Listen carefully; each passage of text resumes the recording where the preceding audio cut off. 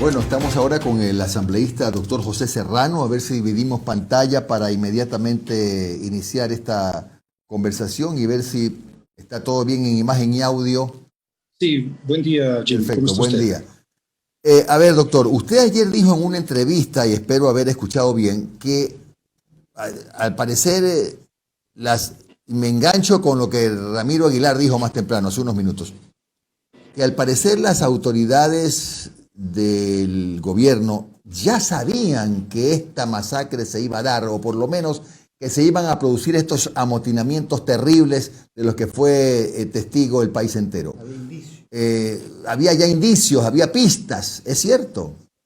Mire, Jimmy, ciudadanos y ciudadanas que nos escuchan y nos ven a través de su programa, esto tiene que establecerse también sobre la base de un contexto, ¿sí? Porque de no podría ser que nos quedamos simplemente en el hecho aislado de un motín carcelario y que aquí no ha pasado nada más que eso, es un hecho aislado, porque este gobierno que lo que ha hecho es destruir la seguridad ciudadana y la estructura de las políticas de rehabilitación social, estuvo haciendo bien las cosas antes de este motín específicamente.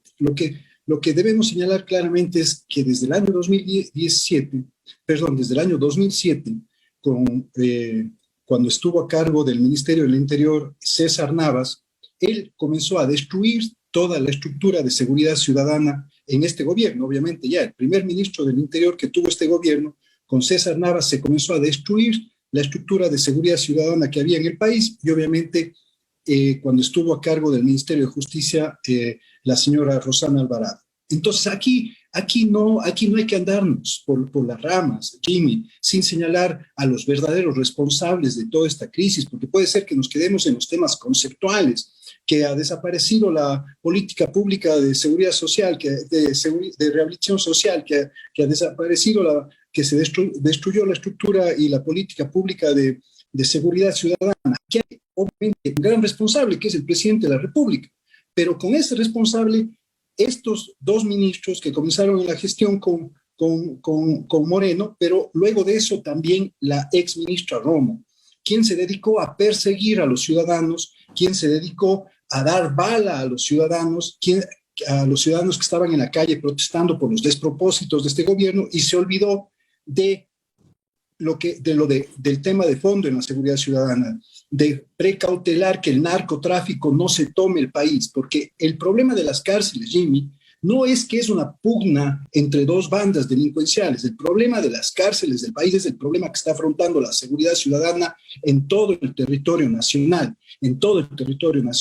donde estas bandas se están apoderando de los barrios de nuestro país, donde estas bandas no es que están peleando quién lidera las cárceles, estas bandas están peleando quién lidera y quién maneja la inseguridad y la criminalidad del país, en donde lastimosamente este gobierno no ha hecho absolutamente nada, sino solamente se han sentado a ver en la televisión el programa de MasterChef. Esa es la infamia que estamos viviendo el día de hoy, y obviamente a vacunar a familiares cuando debían haber vacunado a policías, a médicos, a miembros de Fuerzas Armadas, a profesores, etcétera, cuando esa debía haber sido la prioridad. Entonces, sobre su pregunta específicamente, Jimmy, ya tiene un contexto esto. Entonces, ¿de dónde viene lo que sucedió hace 2 días?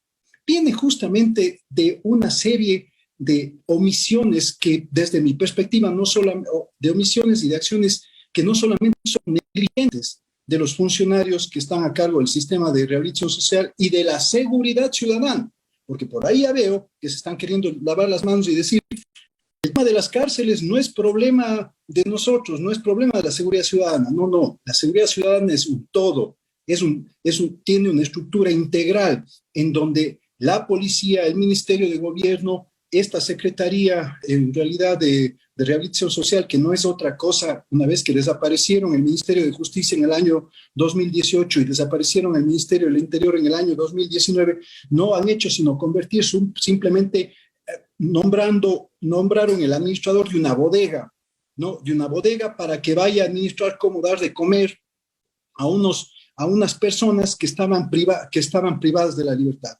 desapareciendo toda la política pública, insisto, de rehabilitación social y de seguridad ciudadana. Entonces, la información, Jimmy, viene ya desde la muerte del líder de los choneros, a quien habíamos denunciado en junio del 2020, el año pasado, que le estaban dando una prelibertad, luego de haber sido sentenciado a 20 años por asesinato, le bajaron a una pena de 8 años y le dieron una prelibertad antes de que cumpla los 5 años de su pena en las cárceles como tal. Salió aplaudido, salió en medio de barras, y obviamente una de esas barras, lastimosamente, también fueron las autoridades del gobierno de Lenín Moreno, y específicamente la ex ministra Romo, quien le tiene que responder al país por estos hechos también, pero también tienen que responderle los funcionarios del sistema de rehabilitación social, ¿no? Ayer se han hecho serias denuncias de que, por ejemplo, el subdirector, un coronel Jacome, estaría vinculado justamente a estas estructuras criminales e incluso recibiendo dinero. Entonces, por ahí va la información que había señalado yo el día de ayer, que no es una información mía. La información que tengo, fehaciente de los sistemas de inteligencia del país, es que desde hace 15 días conocían a ciencia cierta que esta masacre se iba a dar en las cárceles del país. Y un día antes, es decir, el 22 de febrero, se les dio toda la información, entregaron toda la información a tanto las autoridades de seguridad ciudadana, de la Policía Nacional, del Ministerio de Gobierno y a las autoridades del sistema de rehabilitación social, que esta masacre se iba a suscitar el 23 de febrero. ¿Qué se hizo? Absolutamente nada. Doctor, ¿quién entregó esa información? De inteligencia policial, ¿verdad? Me imagino. ¿Quién entregó la información que usted dice? Bueno, es obviamente una fuente que yo tengo, que no voy a revelar su nombre porque su vida incluso correría peligro, pero obviamente como asambleísta inmediatamente yo hice mi investigación en mi facultad de fiscalización y hoy denuncio al país.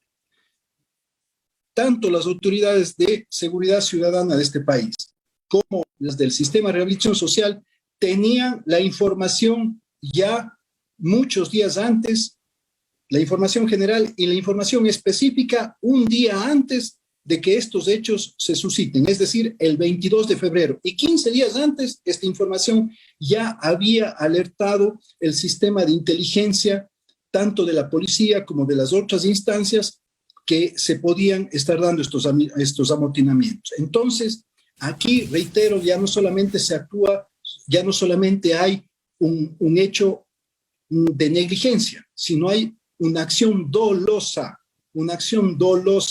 es decir, aquí hay responsabilidades de carácter penal que tienen que investigarse a fondo y que tienen que determinarse justamente las responsabilidades de todos los funcionarios que podrían estar involucrados en estos hechos, pero no solamente en los hechos de los amotinamientos, sino en los hechos también de la violencia criminal que está suscitándose en el país, de la violencia criminal. ¿A qué me refiero con esto? Que hay funcionarios públicos del Ejecutivo que están cobrando dinero a las bandas criminales para dejarles hacer y dejarles pasar absolutamente todo. Eso es lo que está sucediendo en el país, por algo de información, para mentirnos, incluso como lo hizo la señora Romo, diciéndonos que el país ha incautado 127 toneladas de droga durante el año 2020, de las cuales 27 toneladas han sido incautadas en otros países y en aguas internacionales, es decir, no fueron operativos de nuestra policía, sino operativos de otras policías. Nos han estado mintiendo en todo. Cuando el presidente de la República sale a decir que los homicidios y asesinatos han disminuido durante el año 2020, cuando eso también es mentira. Los homicidios y asesinatos en el país se han disparado en el país. Teníamos en el año 2016, teníamos menos de 1,000 asesinatos ya en valor total que se estaban dando en el país. Habíamos logrado bajar de 2.500 a menos de 1,000 homicidios y asesinatos, y resulta ser que ahora de nuevo estamos en 1,200, y con estas 70 y tantas muertes más, se va a disparar la tasa de homicidios y asesinatos en el país. Entonces, eso es lo que está pasando aquí, Jimmy. Aquí nos están mintiendo, están jugando con nuestra seguridad, están jugando con nuestros derechos, y eso no lo podemos permitir. El gobierno tiene que dar una respuesta consistente, y las autoridades de justicia nos tienen que decir quiénes son los responsables de no solamente esta masacre, sino de haberle dejado al país indefenso frente a esta violencia criminal de estas bandas criminales, que nadie las está enfrentando. Doctor, muy buenos días. Le saludo Omar Jaén. Gracias por su tiempo, doctor. A ver, vamos por parte porque lo que ha dicho verdaderamente son datos fuertes que hay que irlos asimilando y procesando. A ver, vamos a empatar lo que usted acaba de comentar, de que una fuente de su confianza, que no la va a revelar y usted tiene todo el derecho de no revelarla, esa fuente, inteligencia policial, le indicó a funcionarios de gobierno de lo que iba a ocurrir. Si el gobierno no actuó, hay o dos salidas: o incompetencia y falta de presupuesto para actuar, o, como usted dice, una omisión premeditada, ¿no es verdad?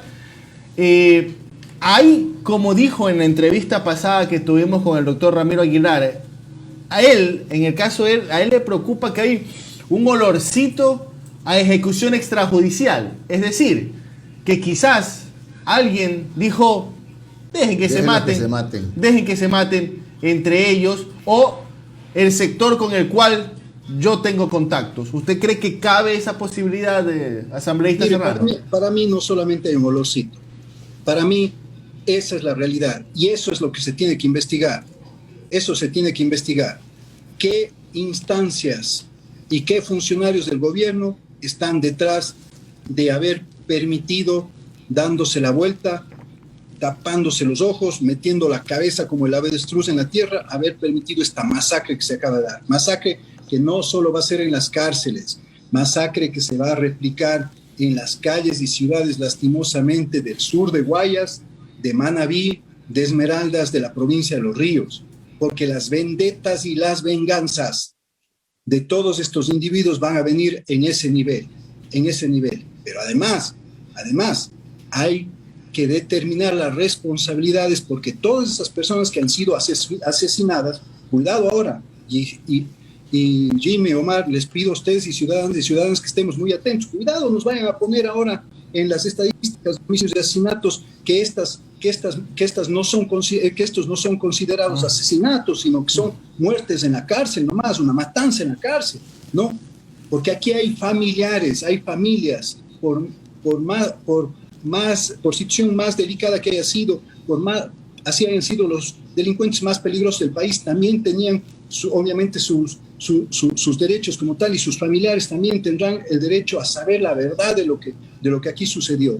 En el Ecuador no es la primera vez que se da uno de estos llamados procesos de limpieza social.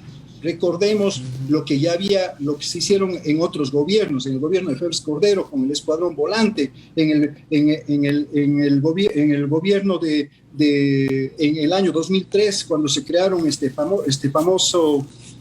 famosas unidades policiales que hacían ejecuciones extrajudiciales, el caso Pideca, etcétera. Todos estos hechos. Recordemos que estos ya eran procedimientos al margen de la ley y la Constitución que ya se habían dado en el país. Entonces, esta es la visión miope y errada de quienes creen que haciendo esta limpieza social se resuelven los problemas de seguridad ciudadana en el país. Todo lo contrario, solamente generan más violencia, y aquí está la gran responsabilidad de las autoridades de justicia: investigar justamente esas acciones y omisiones dolosas de los funcionarios públicos por haber permitido estos hechos, y obviamente determinar quiénes son los funcionarios que estaban viviendo incluso con recursos económicos que les estaban entregando para que estos hechos estén sucediendo, no solo en las cárceles, reitero, sino también en las calles y en los barrios de nuestro país. Perfecto. Doctor, mi interrogante para darle paso a Alondra Santiago. A ver, doctor, ¿cómo responde usted? Porque indistintamente de su situación actual, usted fue una figura clave durante la administración de Rafael Correa, fue el ministro del Interior, incluso también fue una persona que estuvo muy vinculada a la reforma judicial tras el tema de la consulta popular. Hay sectores que los acusan a Rafael Correa y también a usted de haber sido personas que facilitaron que las bandas criminales crezcan en el país, que el narcotráfico invadiera el país. Inclusive ayer Lenín Moreno dice que el tema de la base de Manta abrió las posibilidades para que Ecuador prácticamente estemos viviendo como en Medellín de los 80, lamentablemente, como en la época de Pablo Escobar. ¿Qué respuesta le da a ese tipo de críticas? Mire, yo me remito a los hechos, a los acontecimientos. Veamos las estadísticas. El país estaba con una tasa de homicidios de 20 casos por 100.000 habitantes durante el gobierno del expresidente Correa. Cuando asumimos el ministerio y esa tasa había venido subiendo desde el año 1984. 1984, es decir, esa tasa venía, la tasa de homicidios y asesinatos en el país venía y la violencia criminal venía con un ascenso impresionante en el país, 20 casos por 100.000 habitantes, 2.500 ecuatorianos en valor absoluto que habían sido asesinados ya hasta el año 2012. Se logró reducir la tasa de homicidios y asesinatos a 5 casos, de 20 a 5 casos. Y en el año 2016, esa es la tasa con la que terminó el gobierno del presidente Correa, una tasa de 5 casos por 100.000 habitantes.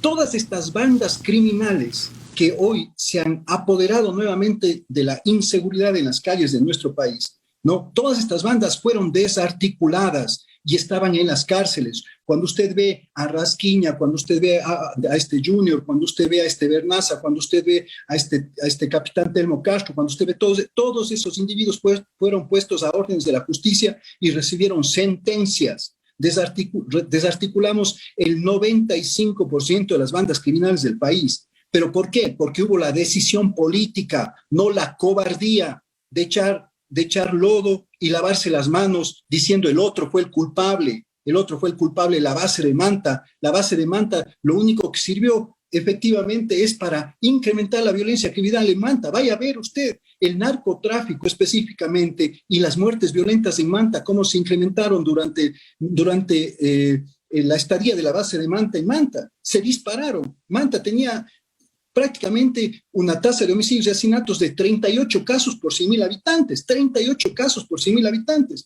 A raíz de la salida de Manta y obviamente la política pública de seguridad ciudadana que pudimos establecer desde el año 2010 hasta el 2017, se logró reducir esa tasa en Manta de 35 casos por 100.000 habitantes a 5 casos por 100.000 habitantes. Yo le invito al propio presidente de la República a que debatamos, a que nos sentemos a mirar las cifras y no hablemos de memoria, porque cuidado, vayamos a quedar simplemente como loras que estamos repitiendo cualquier cosa y como ignorantes también. Hablemos sobre las cifras, veamos las cifras y sobre las cifras refirámonos. Ese discurso trillado de la base de Manta, el retiro de la base de Manta, logramos incautar más de 500 toneladas de droga. Nunca hubo una cooperación tan cercana con las instancias internacionales, no solo con la DEA, con España, con Rusia, con China, con Colombia, con Perú, con Paraguay, con todos los países, con Chile,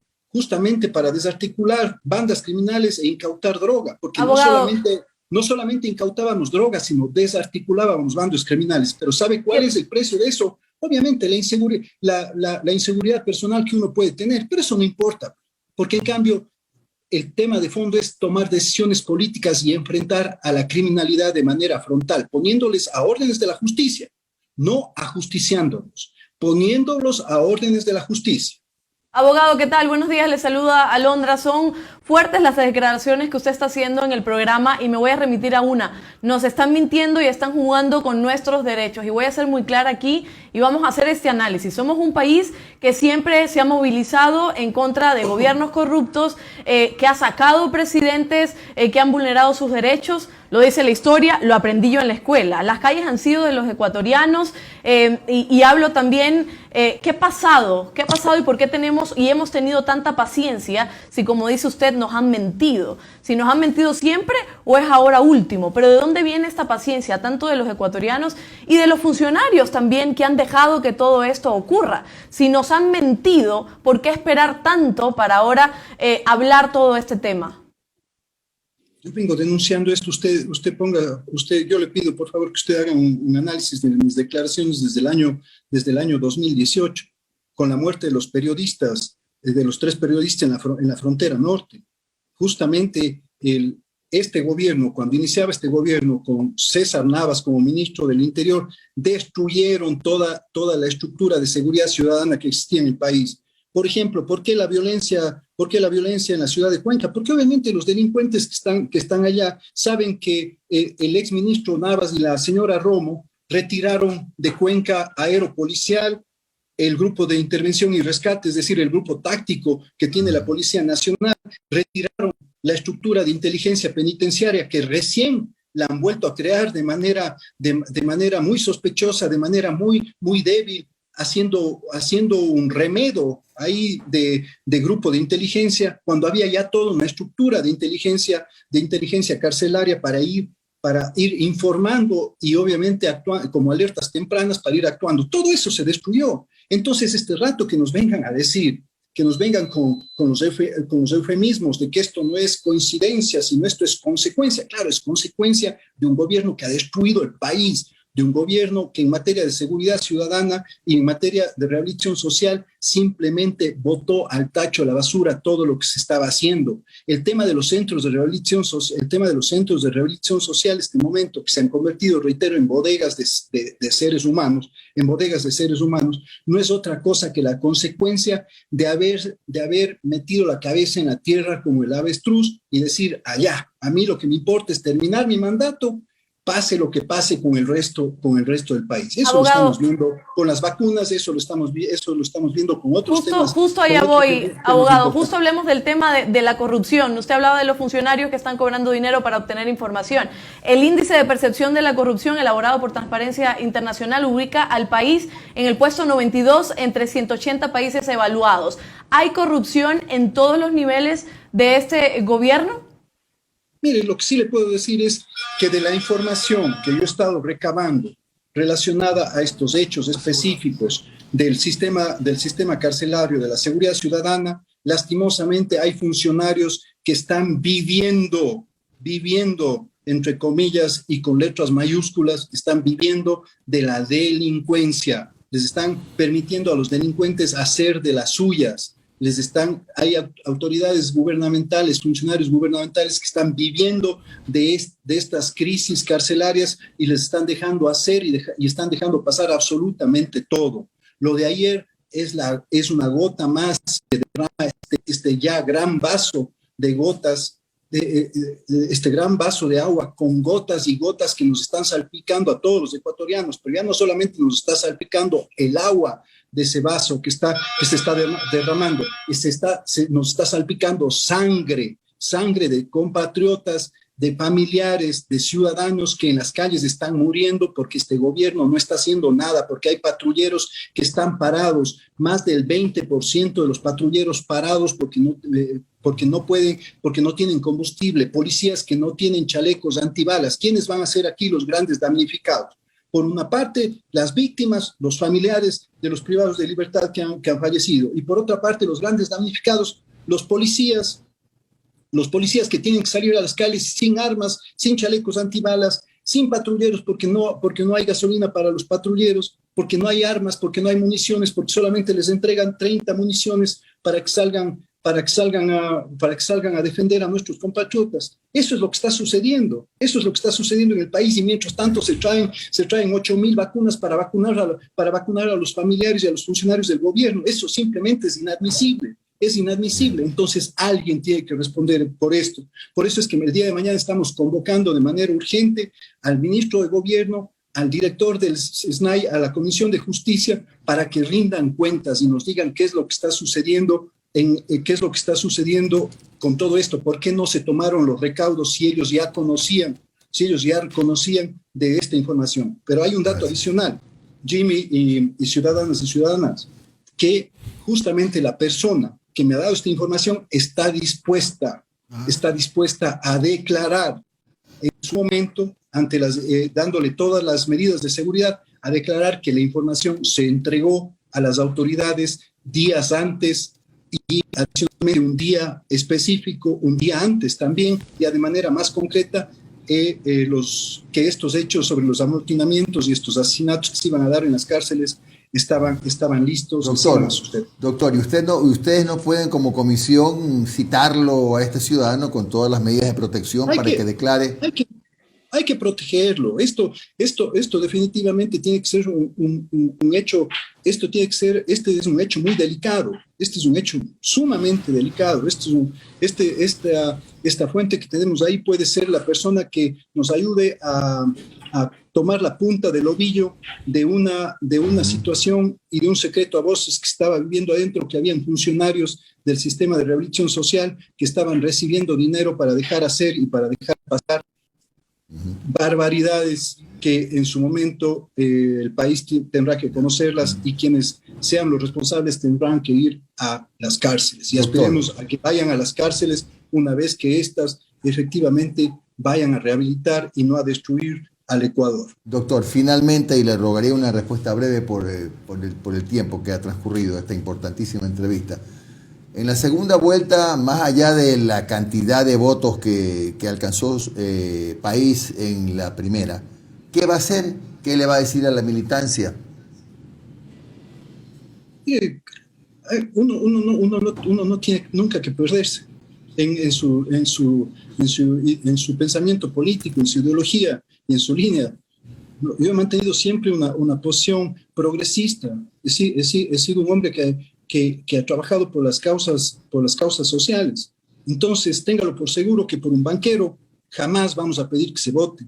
Por un banquero que fue parte también de la destrucción del país a finales de la década de los 90, inicios de la década del 2000. Así que un banquero no puede venir a manejar el Ecuador como un banco. Aquí este no es un tema de préstamos, de intereses y obviamente de esquilmarnos los pocos recursos que tienen nuestros compatriotas. Gracias al doctor José Serrano, asambleísta de país, exministro del Interior, por estos minutos de su tiempo. Buen día, doctor. Gracias. Muchas gracias.